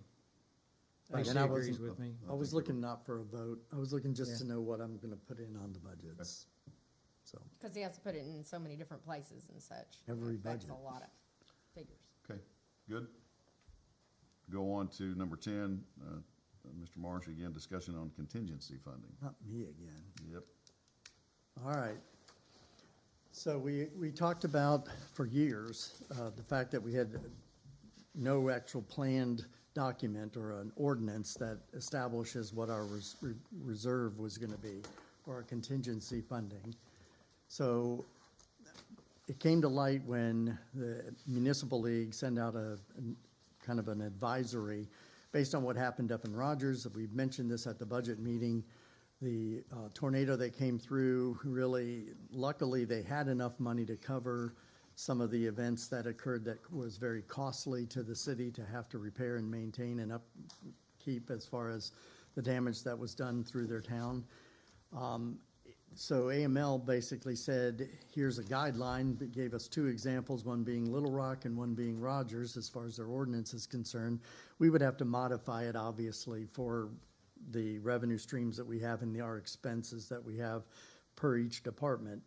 However, if you looked at water, sewer collectively, and water individually, sewer individually, and then street and general's made up of the general and admin department, fire department, police, animal services, parks, and planning, primarily, all flow in through the unrestricted or the restricted being CSUT, fire, and parks, as far as their main expenses are concerned and where the contingency would have an impact if there was an event. So in looking at what I kept saying from the previous 5 years, I guess it's been in my presentations, that I really was not comfortable dropping the general unrestricted fund below $1 million. And now I'm showing you why it's $1 million. There's two ways you can look at it. One was the recommendation that you have your total budgeted expense for the upcoming year, and you take the monthly average times 2 months, and that would be what you'd budget for your contingency. So down here on the bottom, if you looked at the general fund with all those departments, and I put 25 here for general and admin because that is the current budget, and we're going to just use that for illustration purposes, that would be an annual budgeted expense for all 6 of these departments at $7 million, $583 per month.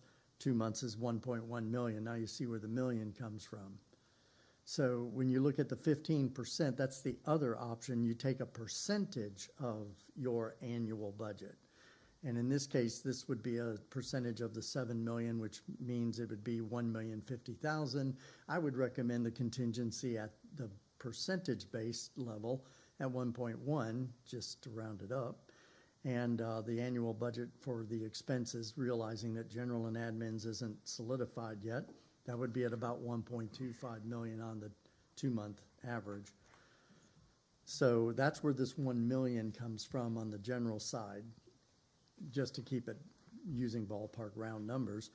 So we're looking at a total budgeted expense just for these main departments, this encompassing 6 departments, $25 million. 15% would be $3.8 million, and I'm looking at probably recommending a $4.5 million.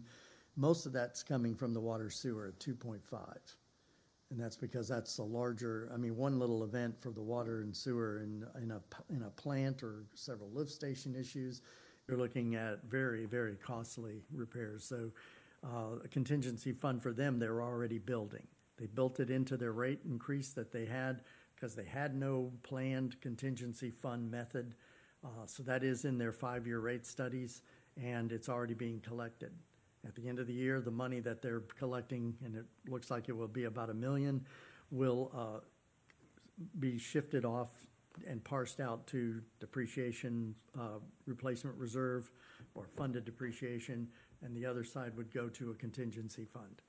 So they're in good shape as far as their own house is concerned because they have a way of incorporating that revenue stream into their rates and be there in case that money is needed for some kind of an emergency that's not covered by, fully covered or sustained by insurance. As far as the street department is concerned, even though it looks like $527,000, we all know that one road can cost $1 million. And so I would not go below $1 million on the street department as my recommendation. And general would be I've already given you that. The other thing would be this 15% is something you guys set. The city councils would set in that ordinance. You could make it, set it at 20%. I've seen cities at 20%, seen cities at 25%, and 15%. Well, you have to look at what your need and what's your risk. Obviously, a city that has a greater land mass to it and a lot more citizens in it would need a little bit more in contingency build and funding. Now, a 20% would mean that I would be looking at maybe $5.7 million in contingency funds parsed out in that manner. If that were the case, now we have to look at, okay, we see how you build it, now we got to see how you collect it and then fund it. And how long are you looking at funding it? So water sewer is looking at funding it over a 5-year period. If we were to do that, we'd have to look at, do we establish a percentage each year in the budget to say, pay yourself first? And I've made that comment several times. Pay yourself first is put that money away and earmark it for contingencies. And a contingency isn't, I really would like to have this, or I really would want to have that. A contingency is not something I would recommend in your ordinance be dispensable by the actual departments themselves. That should be something that, because it's a city ordinance, that the city council has the oversight to dole out the monies once it's collected and put into a restricted fund for your contingencies.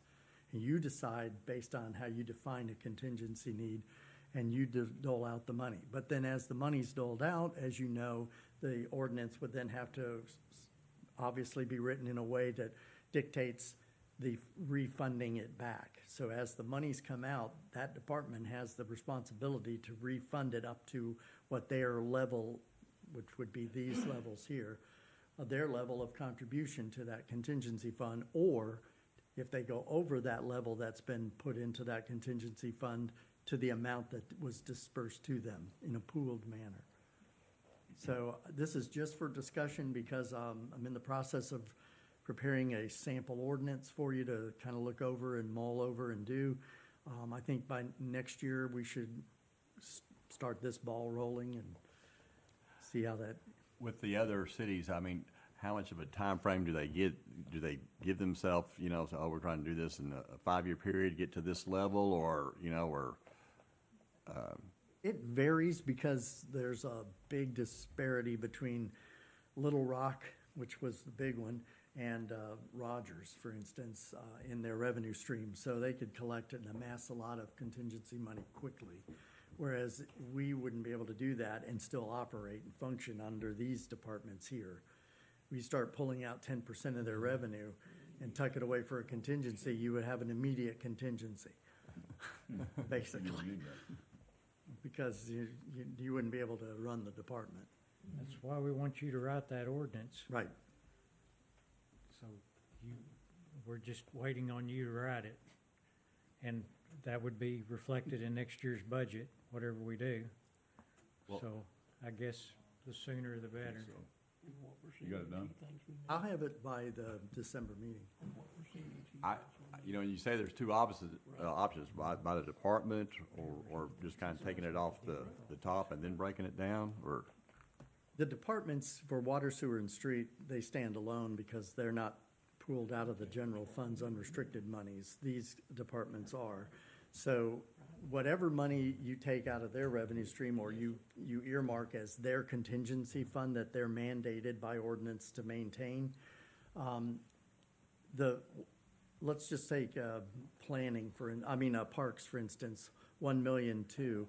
1 million was our benchmark for the Parks Department. Then we dropped it with the incident that happened with the bridge, and then with the splash pad and the need to fund that, provide more funding and ultimately change orders. And so we dropped it to $750,000. It went to $500,000, and now it's $250,000.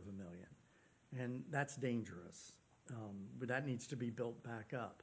But if they had one event hit like the pavilion and they have an issue at the pavilion, that could easily take more out of that one department's potentially earmarked restricted money that you're going to have to consider as a city council to pull from a pool to say, well, we've got a lot still here that's in the pool. We decide how we're going to spend it. You contribute, we pull it and use it to dispense it based on need. And then the department that pulls it has to pay it back. That's how it would work, so. That's just my quick thoughts over it. You guys may have your own, but I'm in the process of doing exactly what Travis did, and that's looking at some of the actual ordinances that are out there and kind of doing a mashup of it and make it more pertinent and relative to the city of Greenwood's operations. Great, thank you, sir. Department reports, questions from council. Most are here tonight. I think everybody's represented, more or less. Any questions for the department heads? You know, I just appreciate you, Mayor, in mentioning about the police department's exactly what that thing was. Promotion. Promotion, yeah, it was very impressive, and I think Chief Hops did a great job. I like the refreshments too, but, it was a very good program. Well, I think you can thank his wife for those refreshments, I'm pretty sure. Yeah, they do a good job. Well, they did a great job. It wasn't just good. And that's open to It's the public, impressive. Chief, is that correct? I mean, oh, I'm sorry. It depends on the amount of refreshment. Okay, okay, It's definitely open to the council. sure, sure, okay, okay. I had a question for Parks. Yes, sir. How did the Freedom Fest seem, compared to the ones in the past? Freedom Fest or Fall Fest? I'm sorry, Fall Festival. Same amount of vendors as last year, same amount of food trucks. And everybody was off the lead from the vendor perspective, so that they made at least $500 on a fairly short turnaround. Social media reports and that sort of thing were all really positive. People, they fun and good, it was great weather, Casey always had. I thought it went well. I know you were there with the trees. Did you guys give them all? Well, it seemed a little off. Usually slow. we give out more and I have to plant less. And, I just wish, it just seemed just slightly a little off. I think that But the little weather was sputter better. of rain that was there may have curtailed a few folks, but it was good. Danielle's still waiting on you to come plant, by the way. She's gonna keep waiting. My wonderful boss is gonna come take care of that for me. Yeah, he's wonderful, all right.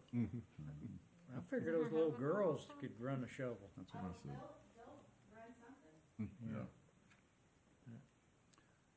I thought it went well. It just, we had more left over, which I can adjust in the tree board meeting.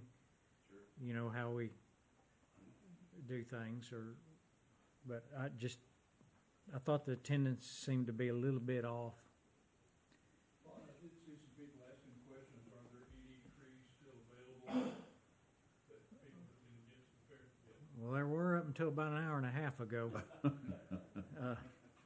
We put them down the trail, which we always do, hopefully all on public property, not guaranteeing that. So, but, no, and I mean, if you know, and this may not be the right venue, but quickly, if you know people, I mean, if they're wanting, we do this every year, if they'll call me, I have some churches that'll call, and I just drop them off going into town. And there's some other residents will call, and I'll just drop them off coming into town, then I take the rest of them up there.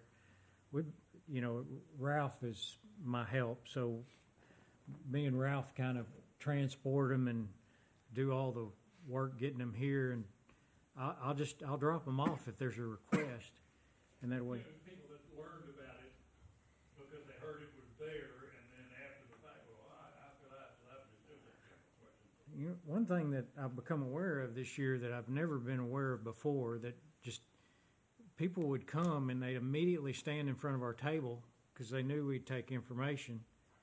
And I said, "You look like somebody that just come to get a tree." And he said, "That's the only reason I'm here." And I said, "Really?"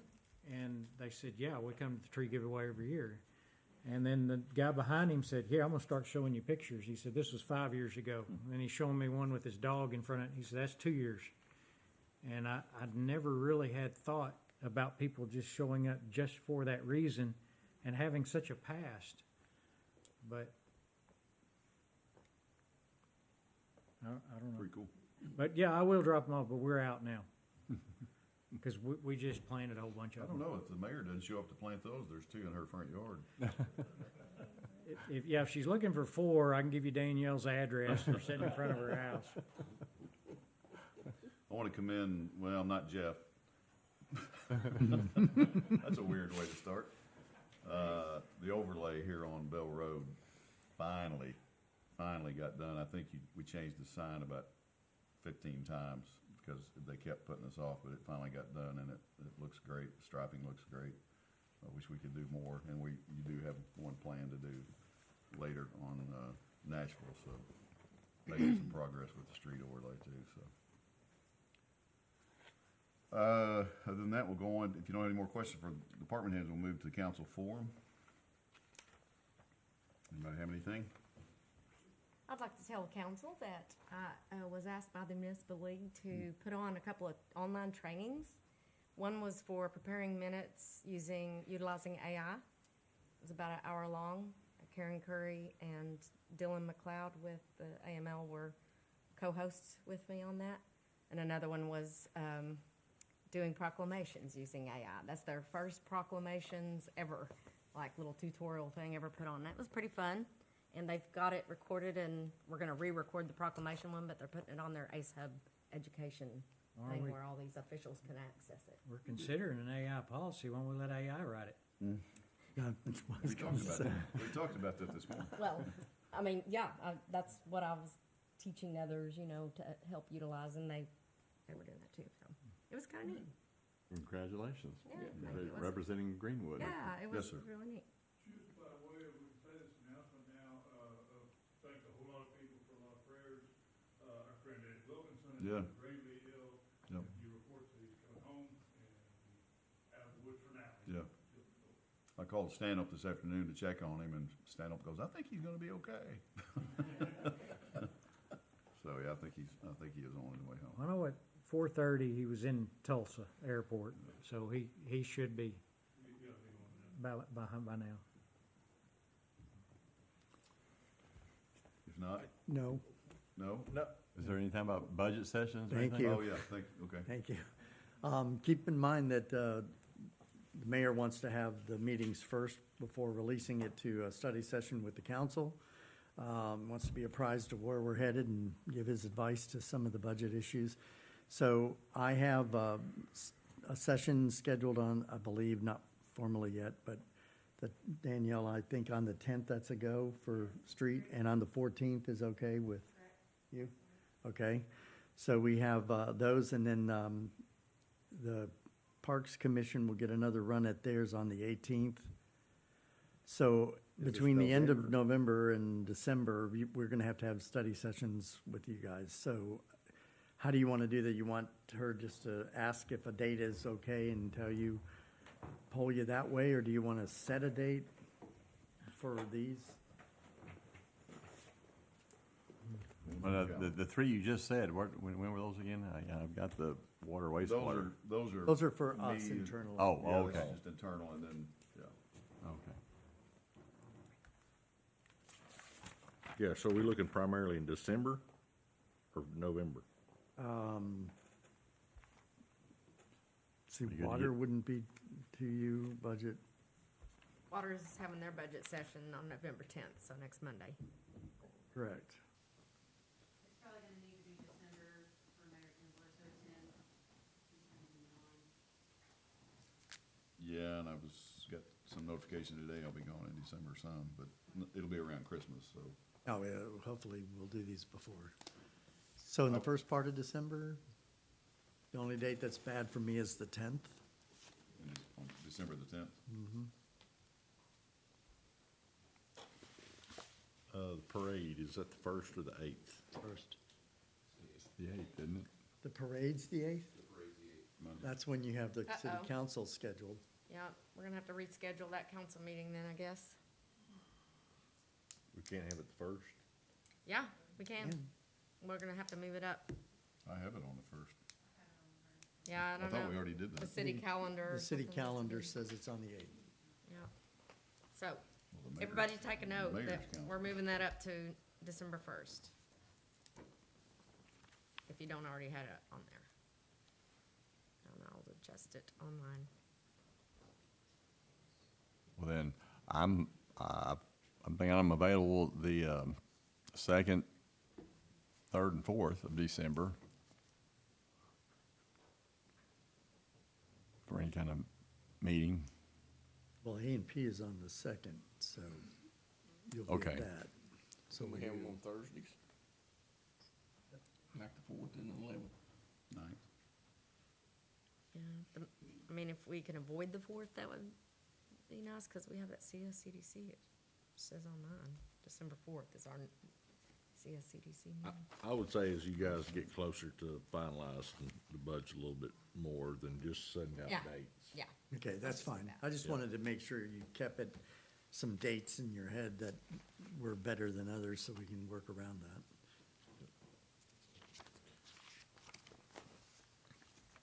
Okay. Anything else? Yes, sir. Just, a question for me on the election. The 6th of this month, which is Thursday, I guess that will be 30 days from the last council meeting, when y'all passed the ordinance, setting the election and everything. So it will then take effect on that day. And who notifies the clerk? I've been in contact with Charlotte typically. Amanda Kraby of the Election Commission and asked her, what all and who all do I need to notify? And there's only one remaining. Did you see the email on it? One remaining. Me? Yeah, I sent you an email on it, actually. There's some ballot language, but it does not require another ordinance. Right, but that's what She, make sure that we've got well ahead of that 70. yeah, that, I definitely am plugged into making sure we're on schedule with that. I mean, the ballot language may change. Yeah, our ballot language is long and Okay. lengthy, and it's just going off of what we did before, I believe. But she sent me, and she just wants to know, what do we want to do? And all it takes is an email from Travis or myself that shorten it up so that it's not this long narrative. And Fort Let Smith AI and do that? Barling, she gave that example, right? And it was a lot shorter, more concise, and just easier to understand when you see it. So I want to change it to what she shows Fort Smith and Barling is, but it's, the ball's in Travis's court, and he just may have. Can we see gotten that? buried in it. Yes.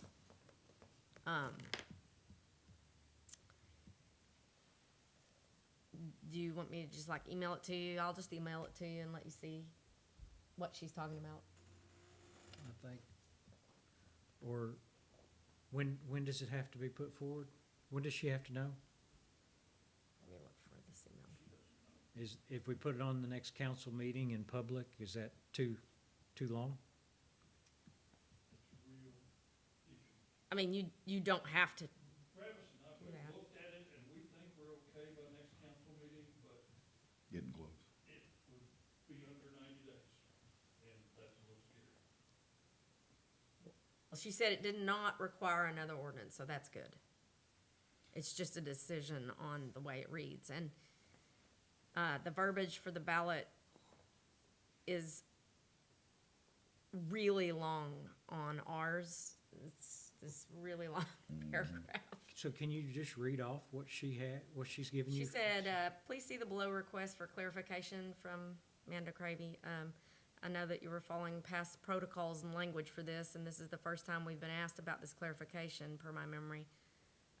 Actually, that is me talking to her, sorry. It's this weird, the way it shows up on the phone with the email. She said, I sent your submission for review to ensure my response, if appropriate, for what was submitted. Regarding the language of your ordinance, the wording you're using is typical and generally aligns with standard practice. However, there are a few areas we may need to consider. Number one, we'll need to include a clear header, something along the lines of Special Election City of Greenwood. For the title, you can use 70.75% sales and use tax, ordinance 2510. As for the for and against sections, I've seen this handled a couple of different ways. In some cases, all the explanatory language that follows for and against fits directly on the ballot. In other cases, that language is used only as a ballot text, and the ballot itself lists just the for and against options. I recommend conferring with your city attorney whether the additional language after for and against is intended to appear on the ballot. So that long paragraph, she didn't know if that was intended to appear on the ballot. It's best to verify this intent before finalizing.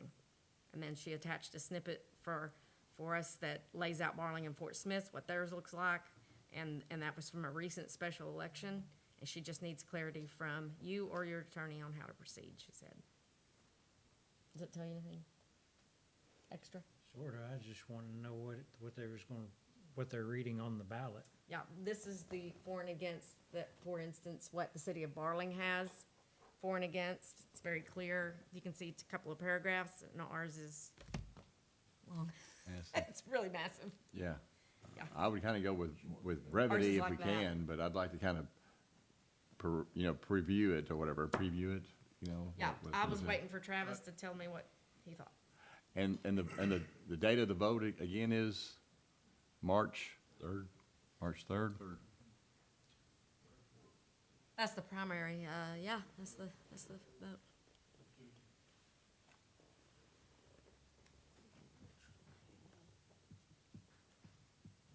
So you said it was close, but if we wait, Bob? We went round and round on that statute that said how many days we Right, right. 70, what was our- It's 70 days before the election is when it must be filed with the county clerk's office. You're saying circuit clerk. Yeah, But I usually do not contact them, so it's the county clerk, and I want you to know I've already filed those ordinances. They are filed. They're there. that's my only question. I've got their stamp on them. Well, even after I filed them, that's why I emailed Amanda Cravey to say, is there anything else I need to do? Because I have filed them with the county. Like, is it just gonna sit there in the clouds and no movement? I just want them to know it's in there. And we've done our part, and I want proof from the ones the powers that be, that that's all they expect of me for now. And supposedly I have that, and this is the only question remaining.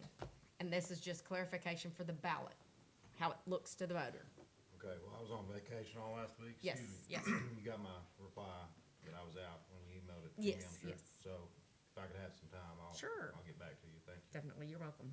Didn't mean to act like, or imply that you weren't on it, I just thought, I think it probably got buried in your stuff. Probably. Yeah. You have a life? Huh? You have a life? Yeah, really. Not last week. Outside of here?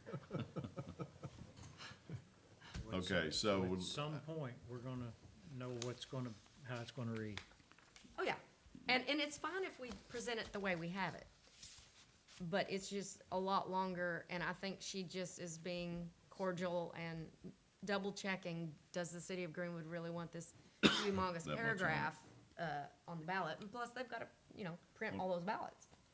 well, I think it's important for this group to be happy or satisfied with how this looks, because you know what that's gonna look like to the citizens that are gonna vote on it. And you want it to present it in the best way that you can, simple but yet makes sense. Definitely want it clear. Yeah. And not ambiguous. Confusing, yeah, And yeah, definitely want it to act, that it's not a new tax, it's a Yeah. continuance yeah. of existing. Just, Extension. you always refer back, in the next 10 years, we'll be constantly referring back to this was what people did the check mark on. And I just, Can we not? a little bit you- concerned of what it looks like. Yeah, can we not, dumb question, utilize what we did 10 years ago? And look at, or take a look at that and see That's what we did. if that worked? I mean, is that We did, and that's what it was. That's what it was. It was that long paragraph. Yeah. was that it? They had all Yeah. that much meat in Yeah. it? Just want it shorter or sweeter. Okay. And Travis, did you ever see Well- the question I put out there? Do you know if we can, print on signs, this paid for by your city sales and use tax? I mean, I think it can. As long as you don't promote, vote yes, no. I guess I didn't see that either. Okay. We want to put a sign on the splash pad saying, I'll use that for example, your city sales and use tax, Is that 3/4%. what paid for it? I'm just using that example. Some of it did, yeah? Yeah, so that, whatever else projects are in town, not to say vote yea or nay, informative, this is what it paid for. I think it's Is okay, that- but, That's okay, I mean, you know. RDOT does it, so yeah, they put that must on. be okay. Every highway project, you gotta think. Yeah. Yeah, Your- I would think it's fine. gasoline tax. No. It also does in swamps. You Okay. You want to double check or just? I just wanted our city attorney's Before we get- blessing. Yeah, before we Core police come. make that, those signs, just make sure he's, I think it's okay. Now, 10 years ago, the city Funny. sales and use tax passed. So whatever we did worked. Right, that's what I was saying. was the floaty. Go back. Yeah, that was 20 years ago. I know. It's been a I was wearing a floaty in the square 20 years ago. the first time around that it got. For a swimming pool. Imagine me wearing a costume. Now you got a water sprinkler. Now I got water sprinkler, that's right. Yeah, we settled, but Casey got that done, so, good job. Referring to the Corps of Engineers. You can only put a kindergarten class on it, but, yeah, that's a quote from Facebook. Anybody else have anything? If not, I would entertain a motion to adjourn. So moved. Second. Thank you, guests, for coming, appreciate everybody, and good luck, gentlemen. Wow, we got applause. Sir. Was there a